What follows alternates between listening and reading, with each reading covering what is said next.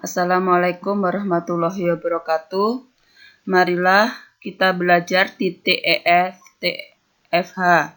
TFH kedua, pembahasan tugas ke-1 materi kimia kelas 10 semester 2. Di TFH ke-1 materi itu tentang larutan elektrolit dan non-elektrolit oleh saya sendiri, Hindah Tri Sulyantari, MAN 1 Jembrana tahun 2020-2021.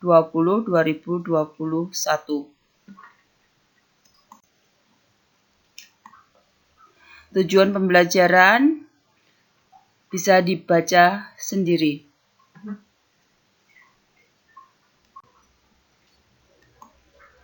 Pembahasan TFH ke-1. Jelaskan perbedaan antara larutan elektrolit dan non-elektrolit. Berilah juga contohnya. Jadi kita disuruh menjelaskan perbedaan larutan elektrolit dan non-elektrolit. Kita bahas, kita buat dalam bentuk tabelnya. Dilihat dari daya hantar listriknya, larutan elektrolit itu adalah larutan yang bisa menghantarkan arus listrik. Sedangkan larutan non-elektrolit itu tidak dapat menghantarkan arus listrik. Kenapa larutan elektrolit bisa menghantarkan arus listrik? Karena larutan elektrolit bisa terionisasi. Jadi larutan elektrolit itu ada yang bisa terionisasi sempurna, yang dinamakan larutan elektrolit kuat, dan ada yang hanya terionisasi sebagian, yang dikatakan sebagai larutan elektrolit lemah. Sedangkan larutan non-elektrolit, kenapa tidak bisa menghantarkan arus listrik? Karena dia tidak dapat terionisasi. Dilihat dari derajat ionisasinya, larutan elektrolit itu derajat ionisasinya atau alfanya itu sama dengan 1 untuk larutan elektrolit kuat, kurang dari 1, lebih besar daripada 0 untuk larutan elektrolit lemah. Jadi derajat ionisasi itu disimbolkan dengan istilah alfa. Sedangkan larutan non-elektrolit itu derajat ionisasinya sama dengan 0. Ingat, derajat ionisasi itu sama dengan jumlah mol zat yang terionisasi dibagi jumlah mol zat mula-mula. Dan untuk mengetahui larutan itu elektrolit atau non-elektrolit, biasanya kita mengadakan percobaan dengan mengujinya larutan tersebut dengan menggunakan sebuah elektroda. Elektroda itu bisa dibuat dari karbon, terus paku, tembaga, dan lain-lain.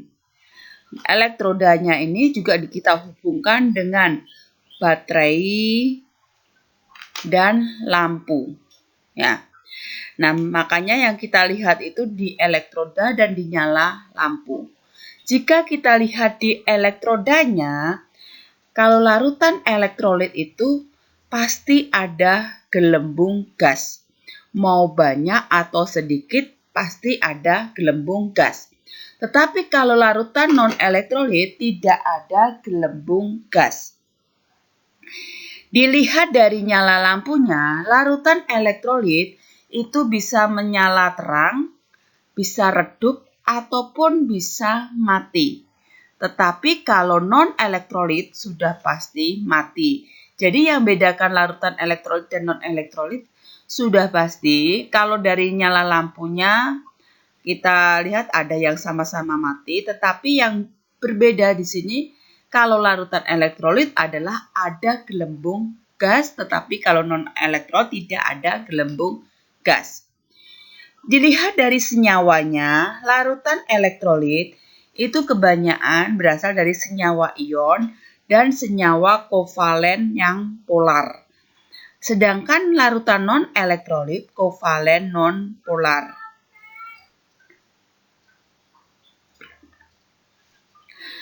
Contohnya NaCl, K2SO4, CaCl2, AlCl3, HCl, HBr, Hi, HClO3, HClO4, HNO3, AgCl, BaSO4, BaCrO4, CaCO3, Hf, HNO2, H3PO3, H3PO4, H2SO3, HCN, H2CO3, BeOH 2 kali, MgOH 2 kali. Dan larutan elektrolit yang paling banyak kita temui di alam itu misalkan air jeruk, air deterjen, air soda kue. Nah, kalau larutan non-elektrolit itu misalkan glukosa, sukrosa, urea, etanol, gliserin, dan dietil ether. Ya, pembahasan TFH ke-1. Soal kedua, tulislah reaksi ionisasi senyawa berikut ini. Misalkan NaOH, KCl, Kf, Hf. CaCO3, HNO2, NaNO3. Bagaimana kita bahas ya? Satu persatu. NaOH itu terdapat ion Na sama OH. Kita pisahkan menjadi 2. Kita potong jadi 2. Na itu golongan 1A. Golongan 1A selalu bermuatan positif 1. Siapa golongan 1A? HLi, NaK, Rb, Cs, Fr. Jika golongan 1A Na-nya bermuatan positif 1, makanya OH-nya muatannya pasti negatif. Karena apa? Kalau positif 1 ditambah negatif 1 pasti 0 kan? Sehingga kalau kita ionkan, Na-nya itu bermuatan positif 1 dan OH-nya negatif 1. KCl sama dengan tadi ya, kita ionkan, kita potong jadi 2. Jadi K bermuatan positif 1, kenapa? Golongan 1A. Sehingga Cl-nya harus bermuatan negatif 1. Kalau kita ionkan berarti K plus dengan Cl min. Kf kalau kita ionkan jadi K-nya positif 1, F-nya negatif 1, berarti K-nya sehingga K plus sama F min. Hf juga gitu, kita ionkan. Berarti H golongan 1A positif 1. Berarti F-nya negatif 1. Sehingga hasilnya I. Tapi ingat, Hf ini adalah elektrolit lemah. Kalau elektrolit lemah, itu reaksinya bolak-balik. Jadi ionnya jadi ion H plus F min. Sedangkan yang ke E, CaCO3. Ingat CaCO3 itu garam yang sukar larut. Garam yang sukar larut ini juga termasuk elektrolit lemah. Kita ionkan jadi 2, bagian Ca sama CO3. Ca itu golongan 2A berarti bermuatan positif 2. Sehingga CO3-nya bermuatan negatif 2. Ingat golongan 2A, Be, Mg, Ca, Ba, Ra. Nah, sehingga jadinya Ca2 plus CO3 2 min. Sekarang yang selanjutnya adalah HNO2. HNO2 ini juga sama. Ini adalah elektrolit lemah, reaksi bolak-balik ya. Kita ionkan, kita potong jadi 2, jadi H plus dan NO2-nya berarti negatif 1. Reaksi bolak-balik. Karena elektrolit lemah, sehingga H plus NO2 min. Asam nitrit ya. Yang terakhir adalah NaNO3. Kita ionkan menjadi Na plus sama NO3, berarti muatannya negatif. Elektrolit kuat.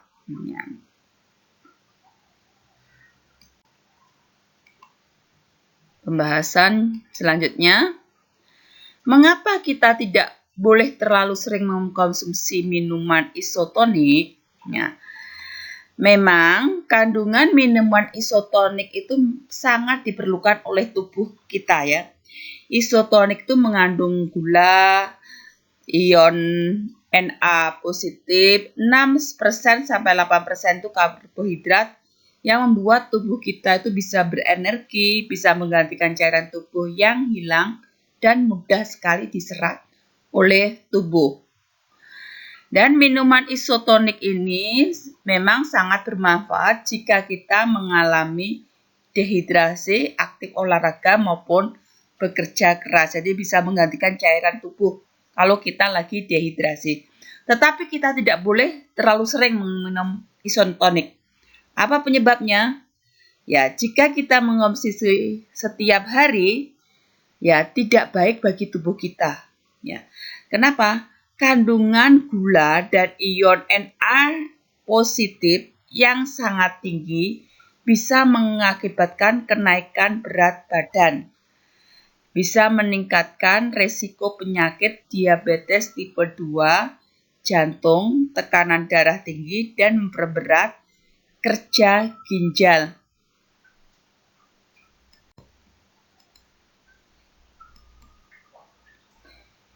Jelaskan proses hantaran listrik pada larutan HBr berdasarkan peristiwa elektrolisis. Ya.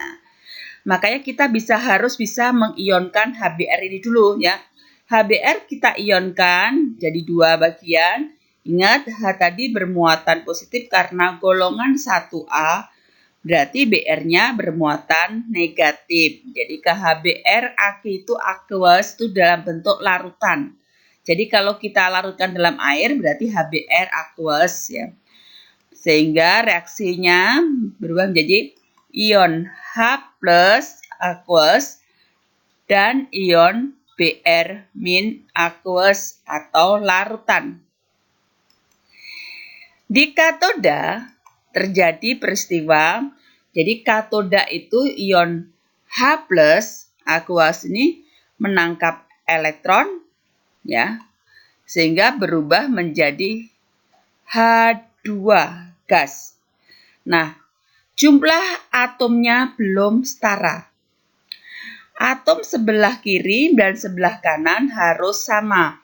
Di sebelah ion H plusnya ini atomnya ada 1, berubah menjadi H2.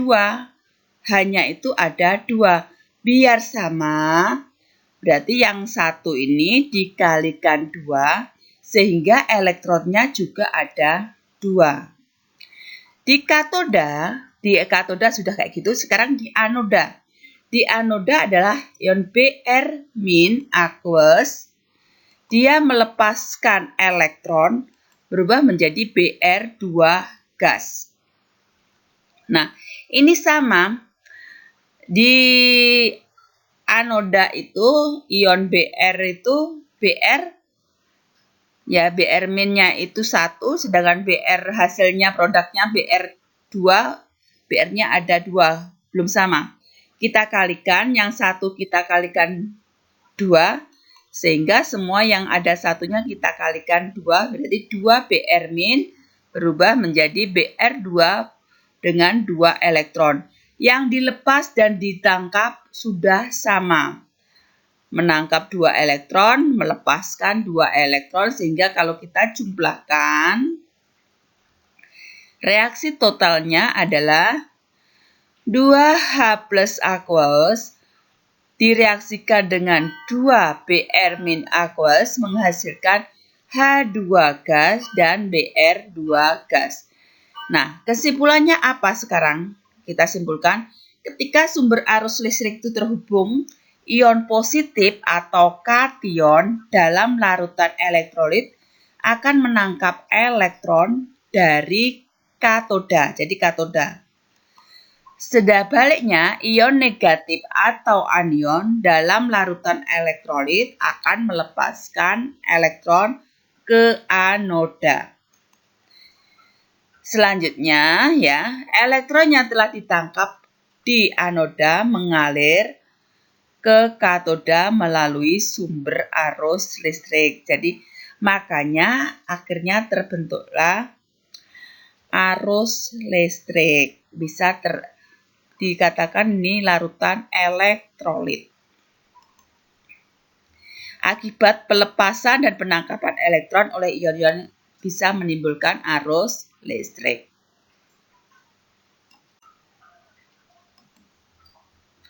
Pembahasan soal berikutnya.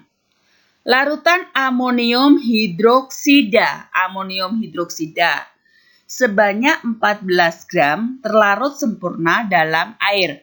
Apabila senyawa tersebut mempunyai nilai tetapan ionisasi sebesar 0,5, hitunglah banyaknya ion yang berperan menghantarkan arus listrik. Ingat, ARN adalah 14 gram per mol, H 1 gram per mol, O 16 gram per mol. Bilangan Avogadro adalah 6,02 kali 10 pangkat 23. Nah, caranya diketahui apanya dulu? Massa amonium hidroksida, NH4OH. Jadi NH4OH itu massanya 14 gram. Derajat ionisasinya 0,5, alfanya 0,5. AR-nya N 14 gram per mol, H 1 gram per mol, O 16 gram per mol. Yang bilangan Avogadro singkatannya L adalah 6,02 kali 10 pangkat 23. Yang ditanya adalah hitunglah banyaknya ion yang berperan untuk menghantarkan arus listrik. Jadi jumlah ionnya. Ya, jawab ya. Kita cari dulu MR-nya. MR itu apa? Massa molekul relatif dari NH4OH. MR NH4OH itu adalah jumlah dari semua atom NH4OH. Di sini ada atom N, ya, atom N jumlahnya adalah 1. Ya, kita lihat atom N 1. Ya. Atom H, jumlahnya atom H itu NH4OH ada 4 ditambah 1 adalah 5. Atom O jumlahnya juga 1. MrNH4OH sama dengan AR-nya N, karena perjumlahannya AR-nya N, ditambah 5 dikali AR-nya H, ditambah AR-nya O. Sehingga MR-nya NH4OH, AR-nya N adalah 14 ditambah 5 dikali AR-nya H1, 5 kali 1 ditambah AR-nya O, 16. Sama dengan 4 ditambah 5 ditambah 16 adalah 35 gram per mol. Mol NH4OH itu adalah massa NH4OH dibagi MR-nya NH4OH atau gram per MR. Massanya berapa? Dalam soal ini massa NH4OH adalah 14 gram. Dibagi MR-nya berapa? 35 gram per mol. Sehingga kita dapat jawabannya adalah 0,4 mol. Kalau molnya sudah dapat, kita bisa nyari derajat ionisasi alfanya. Alfa sama dengan jumlah mol yang terionisasi dibagi jumlah mol mula-mula. Derajat ionisasi sudah tahu.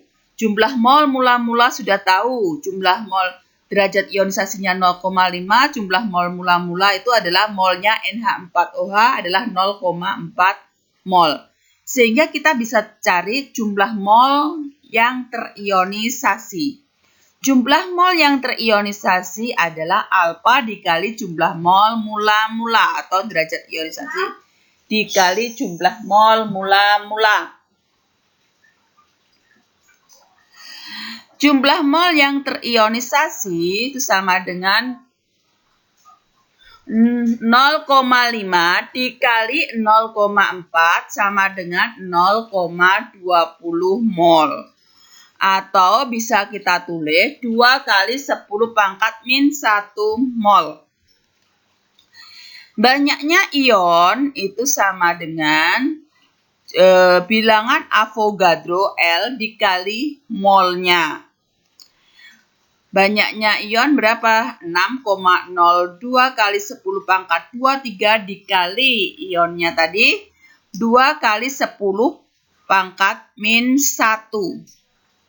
Sehingga 6 dikali 2, 6,02 dikali 2, 12,04 kali 10 pangkat 22 ion. Nah, tidak boleh untuk aturan bilangan eksponen lebih dari angka 10, sehingga kita harus tulis ulang adalah 1,204 dikali 10 pangkat 23 ion atau partikelnya.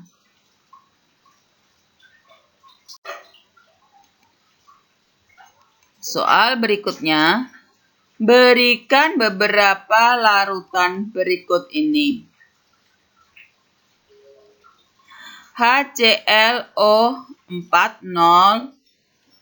molar, HF 1 molar, C2H5OH 0,4 molar, CH3COONa 1 molar, K2SO4 0,4 molar. Pertanyaannya, urutkan larutan-larutan tersebut berdasarkan kenaikan daya hantar listriknya. Jadi kalau kita disuruh mengurutkan, kita harus mencari dulu mana yang larutan elektrolit, mana yang non-elektrolit. Mana larutan elektrolit kuat dan mana yang larutan elektrolit lemah. Kita cari dulu larutan non-elektrolit. Dari HClO4, HF, C2H5OH, CH3COONa, K2SO4, larutan non-elektrolitnya adalah C2H5OH atau etanol, karena dia adalah senyawa organik yang memang bisa larut dalam air, tetapi dia tidak bisa menghantarkan arus listrik. Sedangkan larutan elektrolit lemah, ya kita lihat larutan elektrolit lemah itu siapa di sini. Nah, kita perhatikan baik-baik adalah HF. HF itu adalah larutan elektrolit lemah. Ya. Larutan elektrolit kuatnya berarti sisanya adalah HClO4 0,4 molar. Kita ionkan saja HClO4. Kita ionkan, sehingga kalau kita ionkan, ingat H golongan 1A bermuatan positif 1, sehingga H plus dan ClO4 min. Ya, selain HClO4 adalah ada garam CH3COONa 1 molar ya. Jadi kalau kita ionkan CH3COO min dan Na plus. Ada dulu lagi K2SO4 0,4 molar. Kalau kita ionkan jadi 2K plus sama dan SO4 2 min. Karena SO4 itu muatannya negatif 2 dan ion K plus, K itu muatannya positif 1. Positif 1, dia golongan 1A. Positif 1, jumlah atom K-nya itu ada 2. 2 dikali plus 1 plus 2 ditambah min 2 dari SO4 kan 0. Jika kita perhatikan baik-baik, HClO4 ini asam kuat ya. CH3COONA itu garam yang asalnya dari asam basa ya. Basanya Na-nya itu menunjukkan basa kuat dari NaOH, CH3COOH itu adalah asam lemah. Jadi garam yang berasal dari basa kuat dan asam lemah. Sedangkan K2SO4, K itu golongan 1A itu adalah bersifat basa kuat. KOH itu basa kuat ya. SO4 2-min itu berasal dari H2SO4 asam sulfat. Asam sulfat itu asam kuat. Karena asalnya dari asam basa kuat, ini garamnya ini sifatnya itu bersifat netral kan. Ini sama-sama kuat ya. Nah, jika kita perhatikan baik-baik, jika kita dilihat dari jumlah ionnya, yang paling banyak itu adalah ionnya miliknya K2SO4. Sehingga kalau yang paling banyak ionnya miliknya K2SO4, K2SO4 itu daya hantar listriknya lebih kuat dibandingkan HClO4 sama CH3COONA. Walaupun dia molaritasnya 0,4. Nah, dilihat dari yang kedua, sama-sama jumlah ionnya sama antara HClO4 sama CH3COONA. Sama jumlah ionnya. Ya, jumlah ionnya sama kan? H ini H plus sama ClO min. Jumlahnya sama kalau kita jumlahkan sama-sama.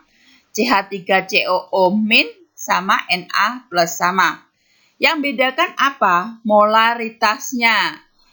HClO4 0,4 molar, sedangkan CH3COONA adalah 1 molar. Mana lebih banyak, lebih besar molaritasnya? Yang lebih besar adalah CH3COONA. Karena yang lebih besar adalah CH3COONA, CH3COONA itu daya hantar listriknya itu lebih kuat dibandingkan HClO4. Sehingga kalau kita urutkan berdasarkan kenaikan daya hantar listriknya, C2 etanol itu daya hantar listriknya itu yang paling lemah ya. C2H5OH daya hantar listriknya kurang dari HF, HF kurang dari HClO4, HClO4 kurang dari CH3COONA, CH3COONA kurang dari K2SO4.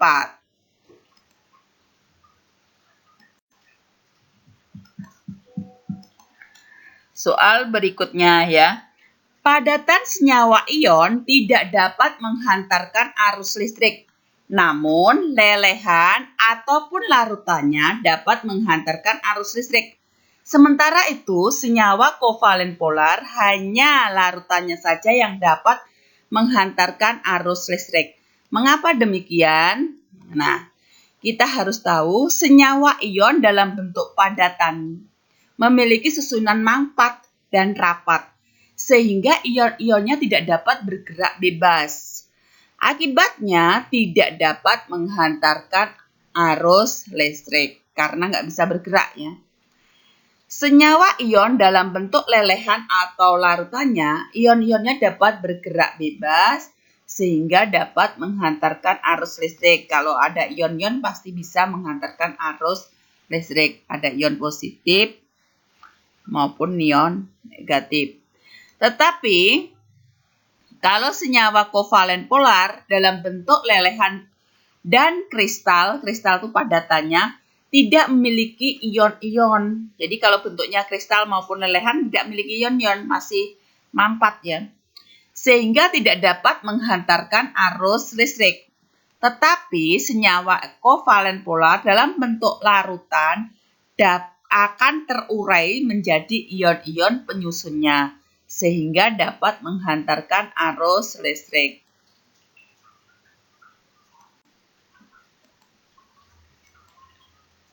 Soal ke-8, partikel-partikel apa saja yang terdapat dalam larutan ketika senyawa BaCrO4, Na2SO4, dan CONH2 dua kali dilarutkan dalam air.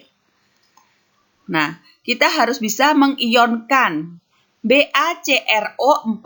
Kalau kita ionkan, ingat Ba itu golongan 2A berarti positif 2, berarti CrO4 adalah negatif 2. Hasilnya Ba2 plus dan CrO4 2-.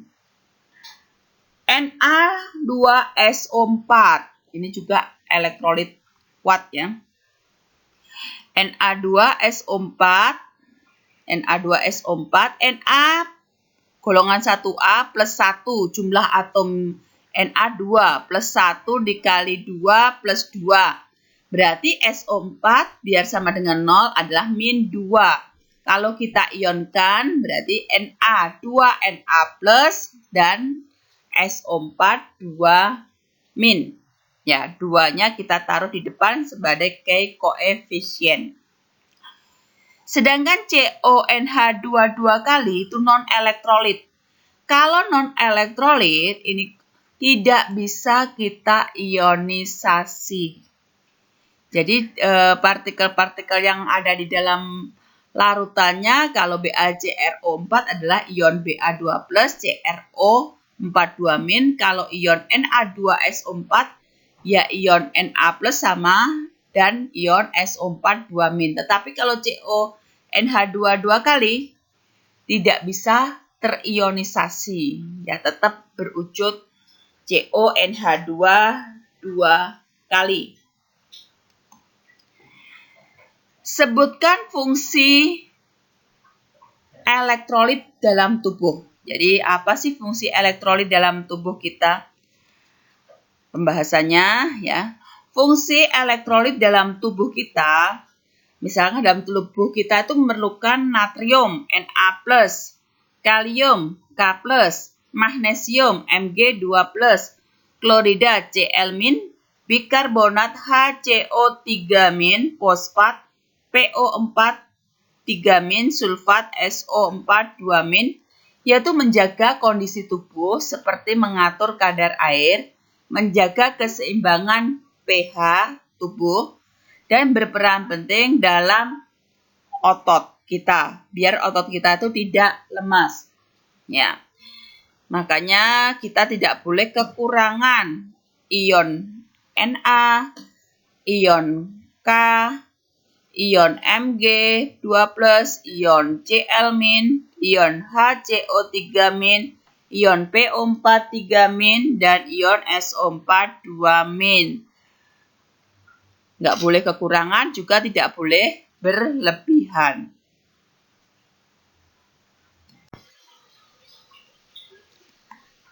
Soal terakhir.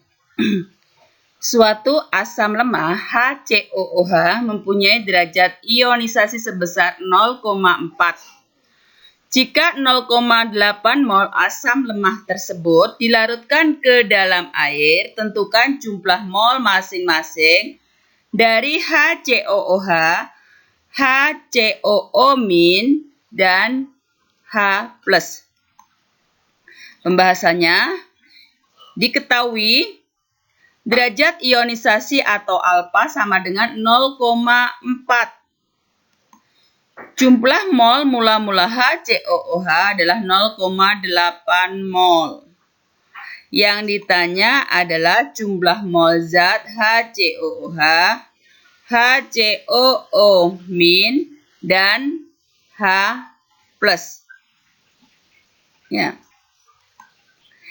Jawabnya, derajat ionisasi adalah jumlah mol zat yang terionisasi dibagi jumlah mol zat mula-mula. Jumlah mol zat yang terionisasi dari HCOOH adalah sama dengan derajat ionisasi dikali jumlah mol mula-mula. Sehingga jumlah mol zat yang terionisasi dari HCOOH Alfanya tadi 0,4 dikali mula-mulanya adalah 0,8 sama dengan 0,3 mol. Jadi yang HCOH yang terionisasi adalah 0,32 mol. HCOH kita ionkan. Kalau kita ionkan jadi HCOO- dan H+. Mula-mula HCOOH adalah 0,8 mol. Kalau kita ionkan, terionisasi adalah 0,32. Dari mana? Dari 0,4 dikali 0,8. Sedangkan ion HCOO- kita lihat perbandingannya ya. HCOOH ini tidak ada angka di depannya 1. HCOO- juga nggak ada angka di depannya, berarti 1. Perbandingannya adalah 1:1. Kalau HCOOH perbandingannya 1:1, berarti ion HCOO- jumlahnya sama dengan HCOOH, yaitu 0,32. Asalnya 1/1 dikali molnya HCOOH yang dilihat saat terionisasi, yaitu 0,32. Sedangkan ion H+, perbandingannya sama 1:1. Berarti 1/1 dikalikan molnya HCOOH. Berarti sama dengan 0,32. Nah, seandainya ini ditanyakan sisanya HCOOH yang tidak terionisasi, kalian bisa mencarinya dari 0,8 dikurangi 0,32. Tetapi yang ditanyakan di sini adalah berapa jumlah mol masing-masing HCOOH, HCOO- dan H+. Jumlah mol HCOO- ini yang kita lihat saat terionisasi adalah 0,32. Jumlah mol zat molnya ion H+ juga sama, 0,32. Begitu juga jumlah molnya HCOOH yang terion adalah 0,32. Begitu juga dengan jumlah mol dari siapa? Dari CH3 HCOOH.